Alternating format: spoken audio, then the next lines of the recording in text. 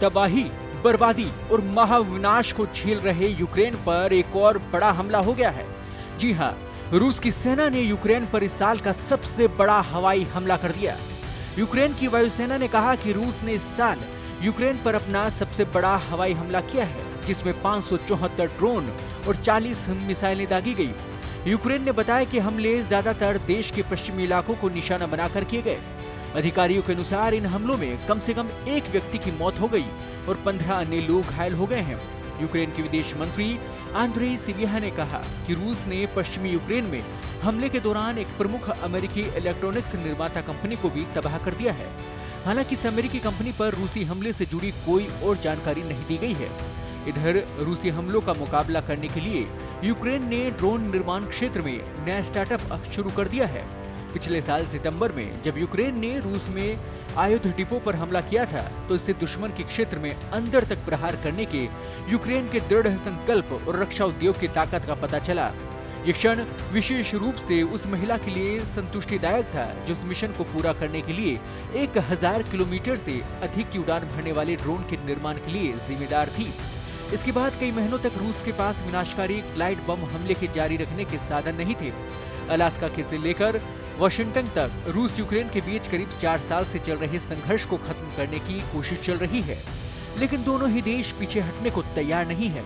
अमेरिकी राष्ट्रपति Donald Trump ने हाल ही में रूसी राष्ट्रपति व्लादिमीर पुतिन से अलास्का में मीटिंग की थी, जो बेनतीजा रही।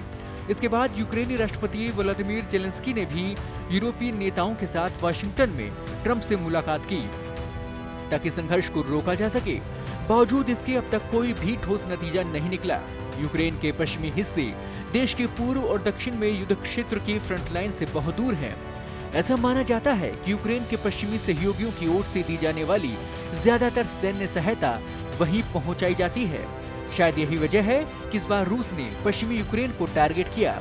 आधिकारिक आंकड़ों के अनुसार ड्रोनों की संख्या के आधार पर ये साल रूस का तीसरा सबसे बड़ा हवाई हमला था और मिसाइलों की संख्या के आधार पर यह 8वां सबसे बड़ा हमला था। इससे पहले जून में यूक्रेन की स्पेशल फोर्स ने रूस पर ताबड़तोड़ हवाई हमले किए थे। यूक्रेन ने रूस के हवाई ठिकानों को निशाना बनाया और जमीन पर मौजूद 41 रूसी बॉम्बर को तबाह कर दिया था। अनुमान है कि इस हमले में रूस के 30% से ज्यादा बॉम्बर्स फ्लीट और रडार सिस्टम को नुकसान पहुंचा था। हालांकि सबसे बड़ी चिंता यही है कि अगर इन दोनों देशों ने मनमानी जारी रखी और युद्ध समाप्त नहीं हुआ, तो ऐसे में क्या विश्व के बड़े देश इस युद्ध में शामिल होंगे? क्या विश्व युद्ध होगा? क्या तीसरी बार पूरी दुनिया इस तबाही का सामना करेगी?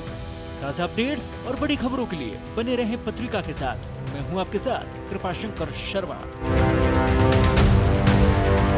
देश दुनिया की ताजा खबरें और वीडियोस के लिए अभी डाउनलोड करें पत्रिका ऐप।